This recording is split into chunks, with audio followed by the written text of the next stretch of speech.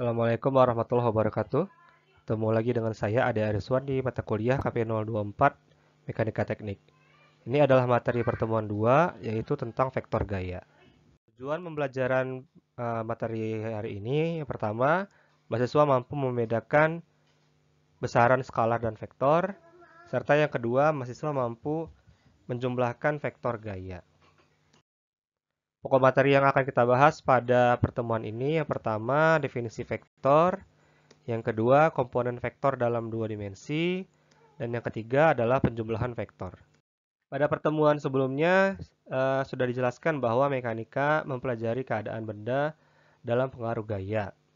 Dan seperti yang sudah kita tahu, kalau gaya itu merupakan besaran vektor. Oleh karena itu, butuh satu pembahasan khusus mengenai vektor yang khususnya berkaitan dengan gaya. Yang pertama, definisi vektor. Semua besaran fisik dapat dinyatakan sebagai skalar dan vektor. Perbedaannya, kalau skalar hanya memiliki besarnya saja atau magnitud, contohnya panjang, massa, dan waktu. Sementara kalau vektor, selain memiliki besar, juga memiliki arah, contohnya gaya. Nah, komponen arah inilah yang membedakan antara skalar dan vektor. Nah, ini ya saya gambarkan salah satu contoh dari vektor, ya, ada vektor R. Jadi, kalau menyimbolkan vektor itu biasanya dalam huruf cetak tebal ya, R tebal atau bold. Kalau tulis tangan itu diberi tanda panah di atasnya. Berarti itu adalah vektor. Nah, ini komponen vektor selain arah ya. Arahnya di sini disimbolkan oleh sudut theta, berarti arah yang kita hitung dari sudut 0 di sini atau sumbu X.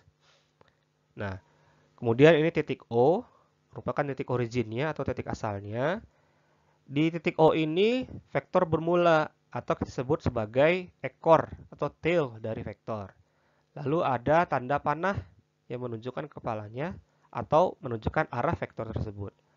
Kalau tanda panahnya di sebelah bawah ini berarti dia arahnya berlawanan dengan R ya. Jadi tanda panah ini juga sangat penting. Ini ada tanda A di sini, ini menunjukkan vektor satuannya. Di sini kita lihat R itu panjangnya 3 kali A ya. Berarti R sama dengan panjangnya 3A. Nah, ini adalah komponen besar atau magnitud, sementara yang theta ini komponen arahnya.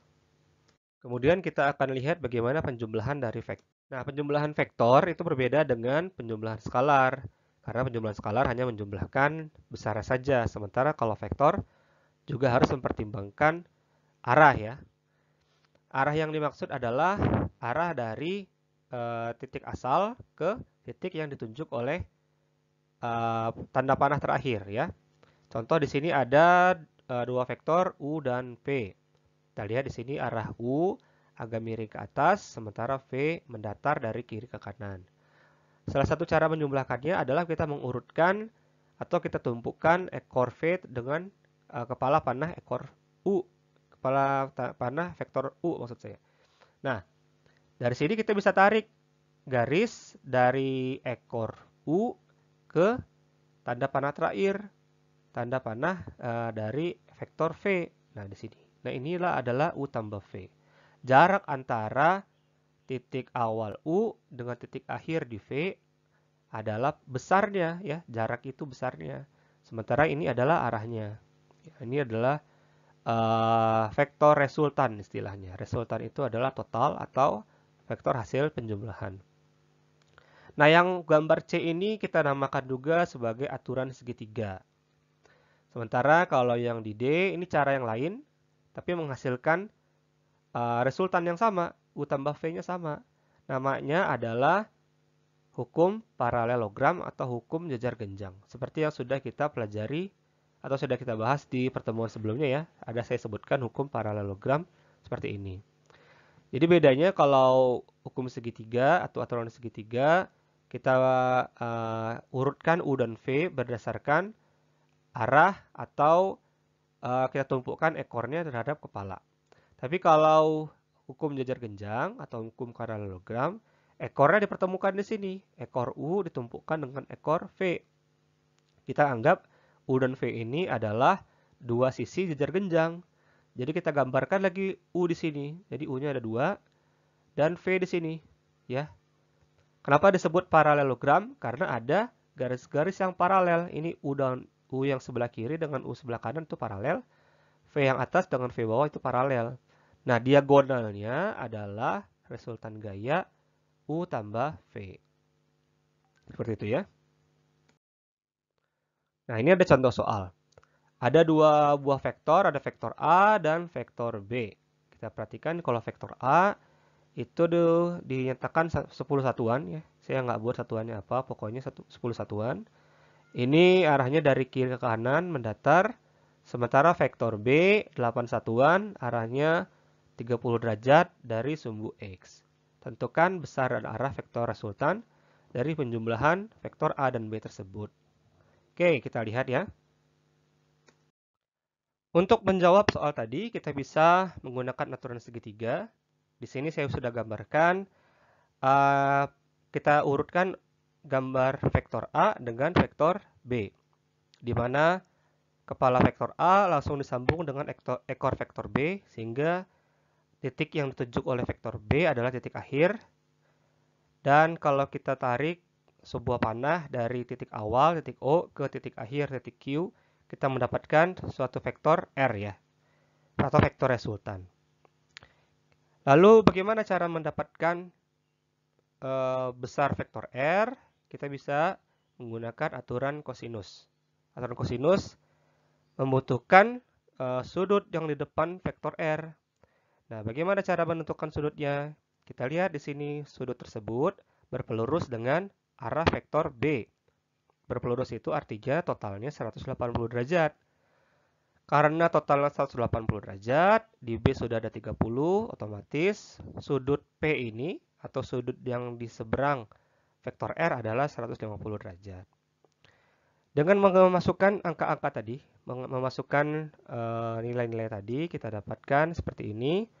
Ya, ini rumus aturan kosinusnya R kuadrat sama dengan A kuadrat tambah B kuadrat dikurang 2AB cos 150 derajat. A kuadratnya 10 kuadrat atau 100, B kuadrat 8 kuadrat atau 64, 2AB atau 2 kali 10 kali 8, 160 dikali cos 150. Kita dapatkan R kuadratnya 302, sekian, sehingga R-nya 17,39 satuan. Kita sudah mendapatkan besar vektor R. Lalu tinggal arahnya.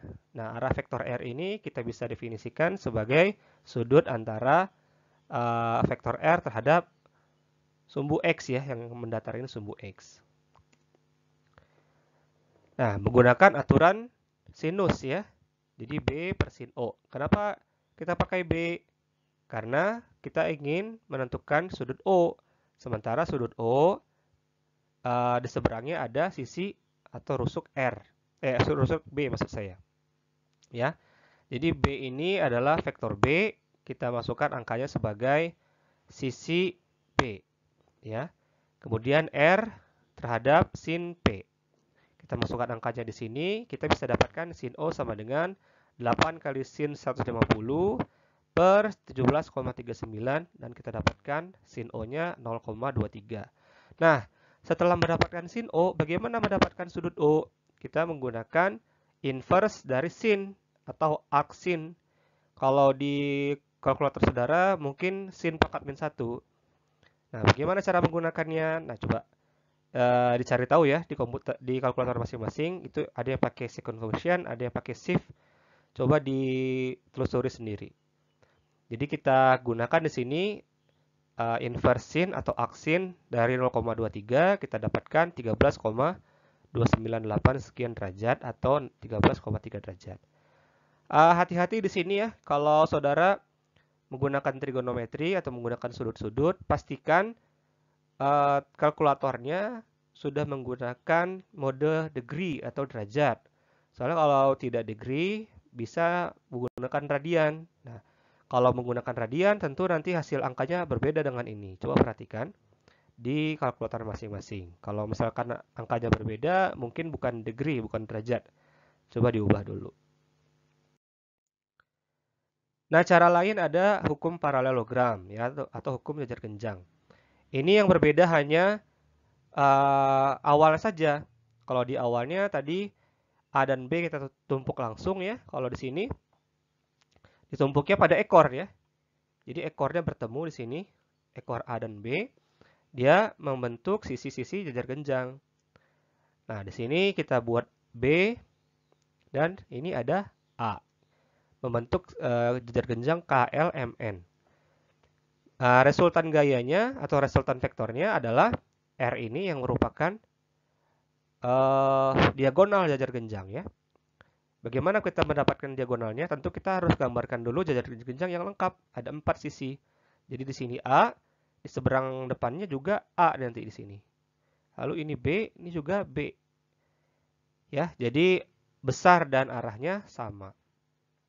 Setelah mendapatkan B di sini, cara berikutnya sama ya, seperti tadi. Kita tentukan sudut yang di depan R ini berapa, dapatnya 150 derajat, lalu masukkan ke aturan kosinus dan aturan sinus.